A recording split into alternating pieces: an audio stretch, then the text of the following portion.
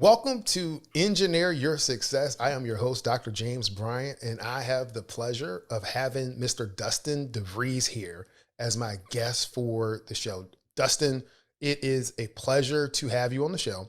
As you know, this podcast is really about providing tools, tips, and techniques to help people win at work and at home. So we don't focus necessarily on work-life balance, but I ask people two questions. Do you want to win at work? They say yes. Do you want to win at home? The answer to that is yes. So that's what we help people do. So Dustin, introduce yourself to the audience. Thanks, James. Thanks for having me. My name is Dustin DeVries. I run a software company based here in Austin, Texas. We build everything from websites to web mobile apps. And I've been doing this for the last, really, I guess 20 something years. I started off in the semiconductor industry, did that for 10 years, and then decided to branch out on my own and start an agency. And so I've been doing that since 2013.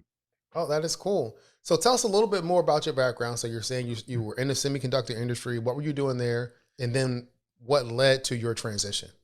I was a CAD engineer. So that was basically, and that kind of takes on a broad term for a lot of people, but basically it was working with our design engineers, helping them with their software needs and software automation, integrating tools together, coming up with automated processes for the tools that they use, the design processes, building integrated circuits, that sort of thing. And like I said, I did that for about 10 years, and then broke off from there, started doing some freelancing, decided I wanted to try to be my own boss. So started doing freelancing, taking on clients, and kind of moved, since I had been doing software development through like the automation I was doing in the semiconductor industry. It was easy to transition over to starting to build software for other types of clients. And then once I hit some sort of critical mass, decided, all right, well, maybe I could turn this into a business, and started adding employees.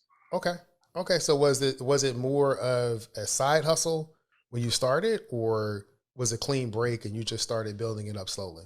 Yeah, it was a side hustle. And, in that interim, when I was still working my semiconductor job, I started getting involved in affiliate marketing and set up a couple of affiliate deal hunting websites and things Okay. like that. Never really took off. It's kind of right on the verge of like, maybe I can make a living out of this, but it never quite materialized into that. But it gave me a lot of the knowledge I needed to go off and start building websites and web apps for the clients that I work with. So, it was definitely a side hustle for a few years. Okay. So you leaned into that side hustle, began to get some of the skills and the knowledge that really was going to help you build the company that you wanted to build in the future. Yes, that's correct. Exactly. Yeah, and I bring that up because we talk about different success principles, and people sometimes will say, well, I don't want to approach it that way, I don't know about this. But the time that you spend during that side hustle, the time that you spend learning, applying the trade, learning what works and what doesn't work, what you're good at, what you're not good at, really can help set you up for success in the future. Yeah, I totally agree. I think I learned a lot about myself during that time. And I still am. As a business owner, you're always learning about yourself and your strengths and weaknesses. And then, it's good to know these things, because then you can compensate for them, whether it's hiring people to help offset those deficiencies, or doing things to be more. I think sometimes you can make a weakness a strength just by being more cognizant of it and being aware of it and being more intentional about those weaknesses. Some things come intuitively to us and we don't really have to worry about them, but other things don't, and so I totally agree with that. Yeah, and I think one of the things you mentioned is key is awareness, and being self-aware, and then aware of yourself in the context of your environment within your company and the people that you're working with, and kind of the steps that you need to take and what you want to do. And so what would you say has been one of the hardest things you've had to push through to accomplish, what you've been accomplishing in the business world? The hardest thing, I would say for me, being an engineer, like sales and marketing has never come naturally for me. Yeah. So, it's kind of a big ticket item here, but, No, you no, know, you're as, right. yeah, but as a business owner, like, I've heard it kind of slapped me in the face. I was reading a book once. I can't remember the name of the book offhand, but talking about sales and marketing and saying, if you're a business owner, let's say you're a cook and you do a great job making amazing food, and you decide to open a restaurant. Well, you're no longer a chef. You're a person who sells good food and that experience at the restaurant. So, yeah, I guess there's exceptions to that. There's people who are just so amazing at what they do that they don't really have to sell anything. They just keep doing their craft and people pay them tons of money. But most of us, we have to learn how to sell. And like my number one job as a business owner is to sell. And I'm an introvert. I'm an engineer, typical engineer, introverted, don't like being around people, like to just sit in my dark room and code away or whatever. And so it's not natural for me by any means. And so I've had to really shift myself and, focus on that. Yeah, so that's pretty cool because I do think there are a lot of engineers and a lot of solopreneurs and entrepreneurs struggle with the whole issue of selling. What are some of the things that you've used or suggestions that you would have for someone who has that internal dialogue right now? I know I need to sell. I know that needs to be what I'm doing, but I'm just not good at it. Yeah, and side note, I still haven't perfected that, so I may be the wrong person to ask. But I think it's just learning a lot of the concepts around selling, understanding things like when you think about selling products or services, thinking about your ideal customer profiles, thinking about your value proposition, getting into the psychology and mindset of the buyer that you're selling to. A lot of people talk about going more niche in terms of who focusing on specific verticals, focusing on a specific problem, and how you solve that problem for those customers, because then you can start to speak more to that problem of theirs. You don't. I think one of the mistakes a lot of people make is we just start sort of carpet bombing a lot of people with a message about how great we are and the accolades our company has and our accomplishments, and you're still not necessarily talking to someone's problem. At the end of the day, someone has a problem. You're trying to scratch an itch for somebody. And I think that's where it's been, understanding that psychology better, understanding it's not just about like having the best CRM or the best newsletter tool or, having the best like sign up form on your website. A lot of times it's about making sure that you're speaking to the true problem for people, that you're getting that interest from the beginning and then bringing them along, starting really point of sales for a company like ours is to start conversations. That's really what we're trying to do. We're not, we sell high ticket items because we build custom software. Mm-hmm. So people aren't just going to come off the street and throw money at us. They usually come to us through referral channels, through our network. Yeah. But when we are prospecting, it's starting a conversation and not jumping straight to the big sell, but maybe it's starting with something smaller and then working your way up to that. No, I think that's great. Really beginning to focus in your value proposition. Mm-hmm. What I find with some of the clients that I have and people that I work with, what they want to jump to are all of the benefits and features of their widget or what it is that they're offering. Yeah. It could be, we have this much processing power, or the materials that we're using is this strong, and it has this much durability. And it's getting people to understand that you have to transition that to think through, okay, those are good benefits and features, but what does it mean to the end buyer? Does that mean that it is going to allow them to, make better use of their resources? Is it going to stretch their dollars further? Is it going to make them more productive? Is it going to minimize, the maintenance cycle? What is it going to do for them? Yeah, I totally agree. And I think also, if you're struggling with understanding what that problem is that you're trying to solve for the customer, doing customer interviews is something I haven't done a lot of, and I'm starting to do more of. Talking to existing customers, even going out and prospecting to new customers, but not necessarily prospecting for the sake of selling to them, but prospecting, asking them, if you can have a quick conversation with them about their needs. We're doing some work right now, some prospecting in the nonprofit space. And that's one of the things that we've been talking about is, can we go out and like talk to people who are decision makers at some of these larger nonprofits and say, can you just give us 10 minutes of your time? I just want to talk to you about your needs and like what you struggle with on a day-to-day basis. I promise you, I'm not going to try to sell to you at all. This is strictly business development on my side. In exchange, we'll make a donation to your nonprofit or to a nonprofit of your choice. I think that's something we're just now starting to do that. So, talk to me in a couple of months. I can tell you how it turns out. But It's a great way to figure out that value prop if you're struggling with determining it. No, I think that is great, and it's one of the things that I do in terms of the outreach that I may have with engineers, with other people that I come in contact with. It's trying to schedule a call, get on the call, but to better understand what are the issues that they're facing. What are the issues that you're facing? Are there some topics that I can use or develop for podcast episodes, for other social media posts, to be able to really provide a contribution to the community, to be able to provide solutions toward that problem? And it's all about, in this regard for me, about giving what I have, using the platform that I have to be able to help people, grow and continue to grow into who they want to be.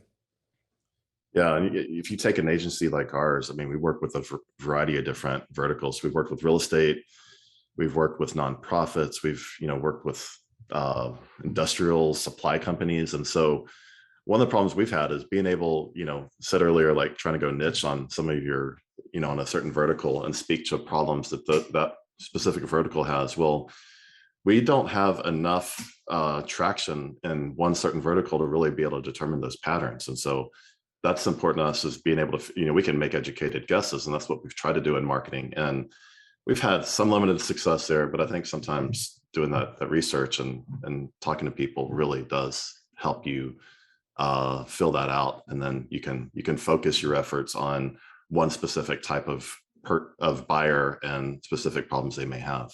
Yeah, and I think what you're saying is absolutely true, but you have to start. You have to start somewhere. And I think what you're saying is, yeah, we've started. We're looking at these different verticals. We're looking at the data. We're refining our message. We're continuously improving based on the data that we're collecting and the impression that we're getting and the responses that we're getting from the different customers or potential customers that we have. Yes.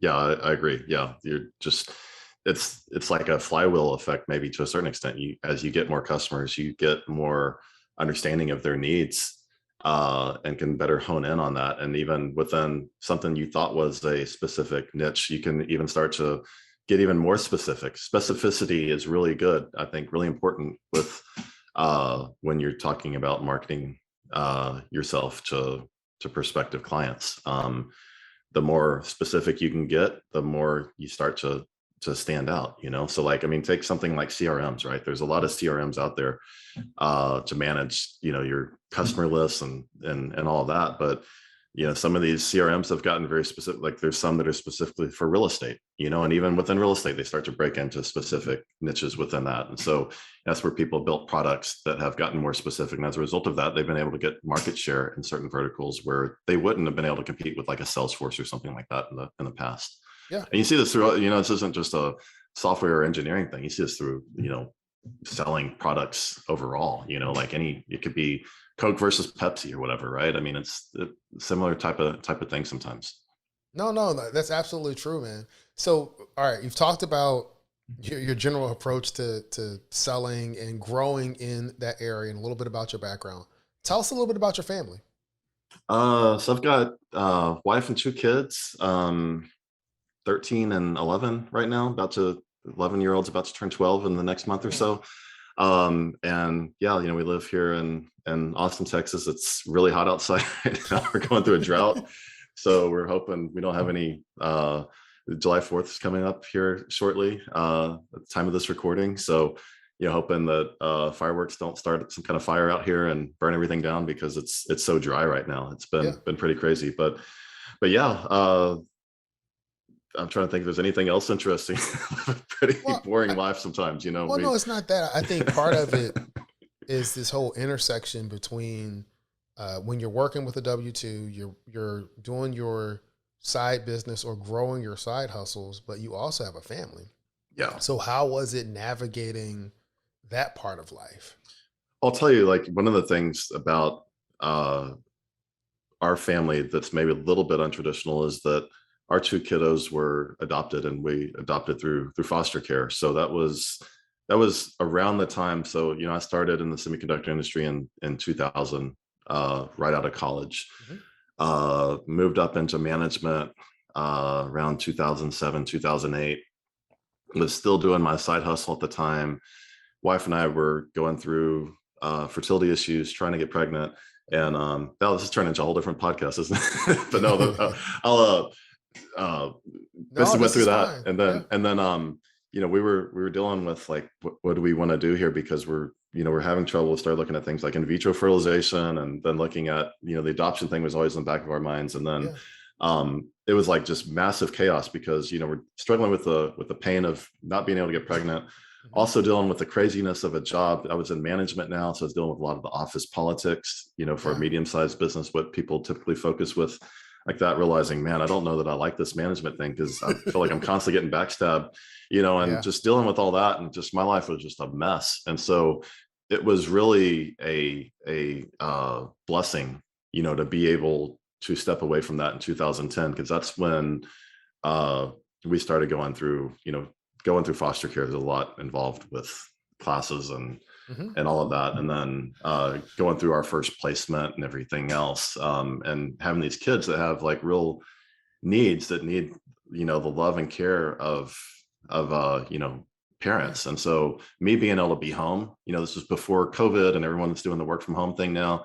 Everyone was expected to be in the office, so the fact that I was able to step away and start working full time for myself afforded me a lot of luxury in terms of being there for our kids when they first came to live. And our son was 2 when he came to live with us, and our daughter was 6 months. They're biological siblings. Oh, wow.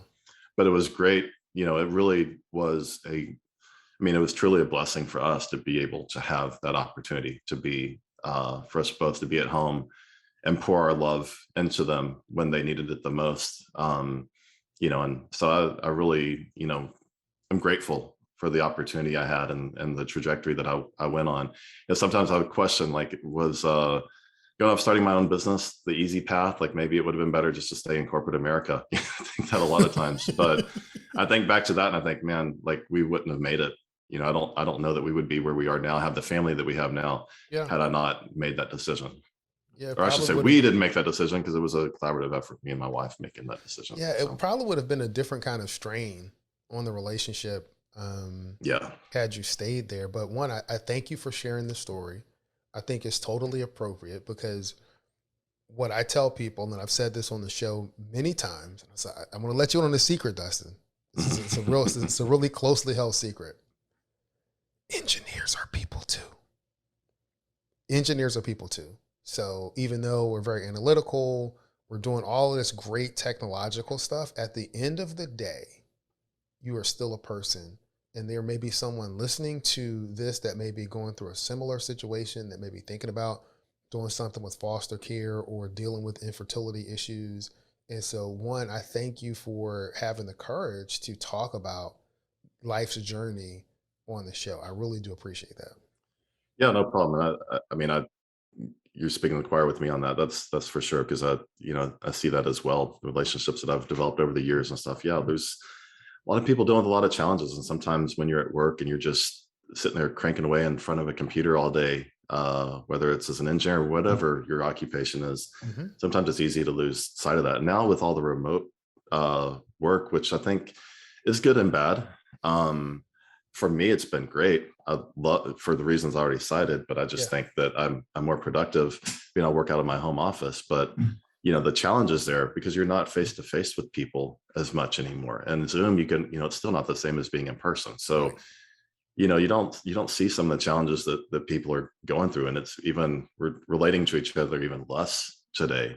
Politics aside, it's like it's all, everything's just kind of crazy as is, if it wasn't for all like COVID and everything else that's gone on, right? So Yeah. like yeah, I think it's a good reminder to everyone to think about that. Like you said, engineers are people too, Yeah. right? So Engineers are people too. And it's interesting because I think part of it is that with the remote work piece, mhm. is that we want to use the same playbook that we used prior to COVID. We were all in the office to manage work, process, and programs. And then, okay, we knew when we were going through COVID and everybody was remote, we had to do something different. Now Mhm. you're in this hybrid situation, which is a totally, different animal because you have people that want to be in the office and that are looking at the people that are not in the office like, hey, what, you guys need to come Mhm. on, get in the office. And you have the people that are working from home that are like, why would I ever come back to the office again? Mhm. And so you have to develop new strategies to engage and develop your employees and the relationships that you want to foster.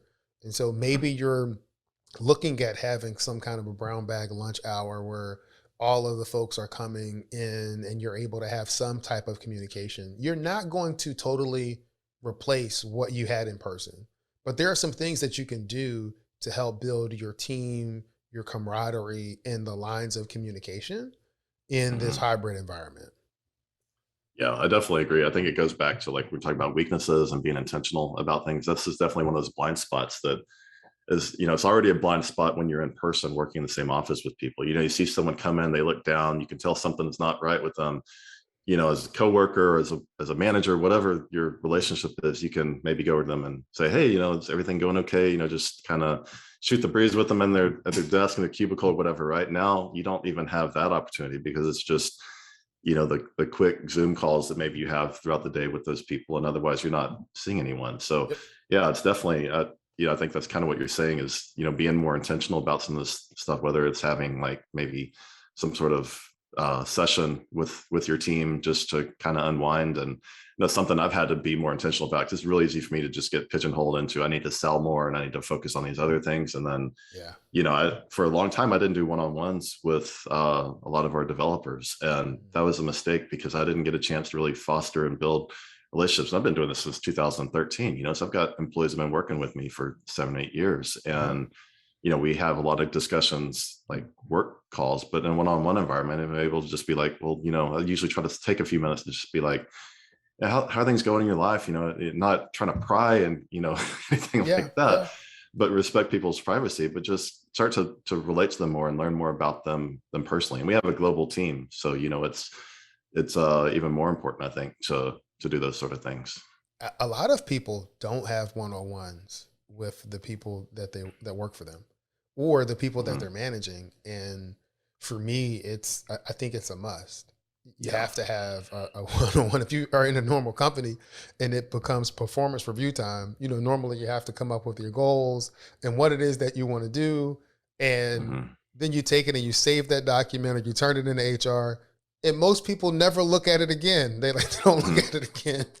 And Yeah. so, what I'm going through with my team is that, hey, we're going to pull out these goals. We're going to look at them at least quarterly to see, are you on track? Do you need some help? Is there something in the way that I can do to help facilitate you being able to achieve that goal?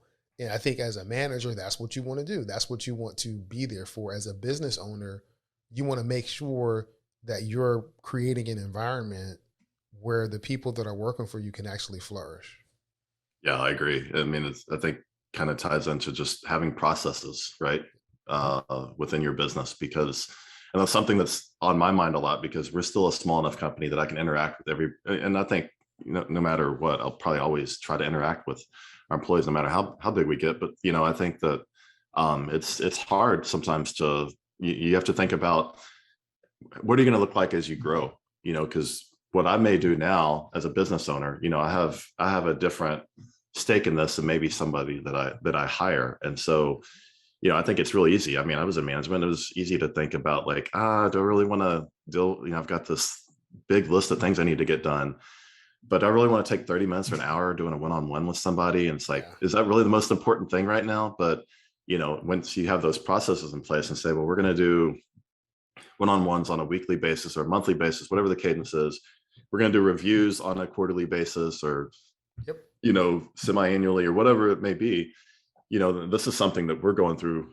We just went through our first like formal review process in Q1 of 2022. We've been around since 2013. That doesn't mean I Okay. haven't ever done reviews Yeah. before. It just means that we always push it to the wayside. And I started Yeah. realizing, I'm not doing a good enough job measuring the success and celebrating the wins of individual members of my team. And by forcing myself to go through a review process, it allows us to do that. Also allows us to tie that into like merit raises and things like that, where before it's just kind of a feel thing of like, oh, well, Joe hasn't got a raise in a while. Like maybe it's time to bump him up, and it's like, no, I think it needs to be more intentional than that. And then thinking about how are we going to do that when we grow to a larger company where I've got I have managers reporting to me, and then they have people under them. Yep.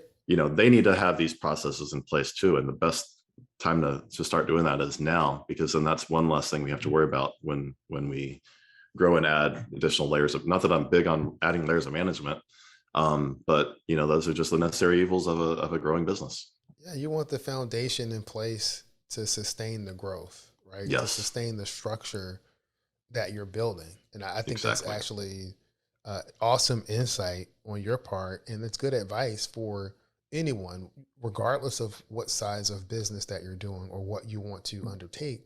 Having Yeah. that foundational piece with a system or processes is key to being able to facilitate your ability to grow.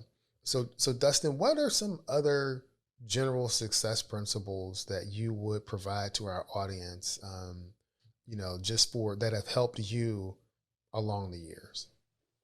Success principles. Yeah, one of the new things I've started doing this year is journaling. Um, I'm a big proponent of it now that I've started. I've actually done it every single day since January 1st, 2022. And it's like, All right. so this isn't this like New Year's resolution kind of thing, I guess, but it was one of those things where I'd heard some other people talk about it. And the thing I like about the most is it allows me to put my thoughts down on paper, allows me to measure, what I'm doing, and I can go back and look at trends. Yeah. I think the trend part of it is the most important. If I find that every day, I look back over a 2-week period or a month period and see that, well, I've been struggling with some of the same things each and every day, then that's how I start to identify those blind spots we talked about and start to do something to be more intentional about fixing them. I'm also a big proponent. I think my favorite business book of all time was The One Thing by Gary Keller. And Yes. I absolutely love that book, and the whole idea about the domino effect and like thinking about each day staking out your one thing you need to do, and then that transitions into your weekly goal, to your monthly goal, quarterly, annual, 3-year, 5-year, 10-year, lifetime, right? And I love that concept. And I look back at 2021. This is why I started journaling. Mhm. Look back at 2021, and every day, I had a to-do list. And I think a lot of people think, yeah, to-do list is good enough. I'll just put down a list of things I want to get done and check them off each day and I'll be good. Well, the problem is I end up working in my business instead of on my business. And Yeah. again, it's back to that whole sales and marketing thing. That's the most important thing I can do right now for my business. And so I kept finding excuses not to do it. And I felt pretty justified. It's like, well, there's this big fire blew up with the customer. We need to go fix this problem. So I'm not doing any sales and marketing. And then it's like, okay, well, like I continue to struggle. We're not getting the healthy pipeline that we want to have and growing the way we want to. And so now by doing the journaling, I'm writing down my one thing each day.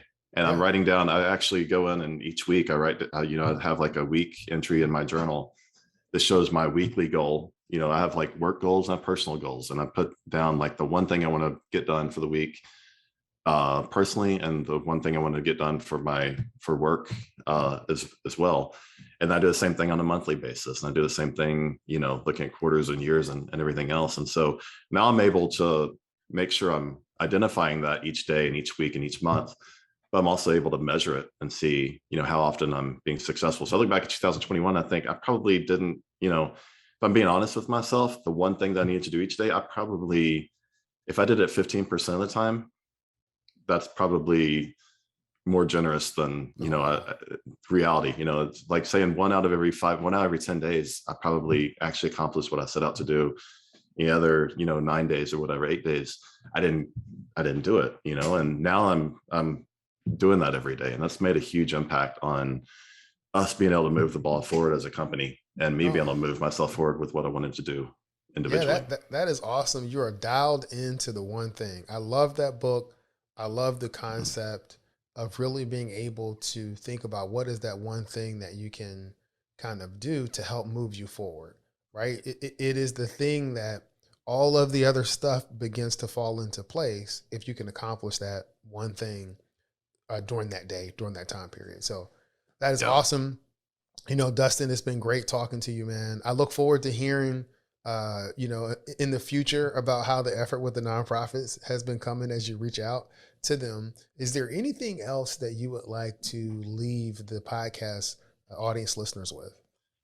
No, I really appreciate you having me on here. And yeah, it's talked about, we build software. So if anyone out there is interested in talking about any kind of app or software needs that they may have or want to brainstorm concept, we offer free consultations on that. So can reach us, companies Caffeine Interactive. Again, it's just caffeineinteractive.com. All one word, no hyphens or anything in there.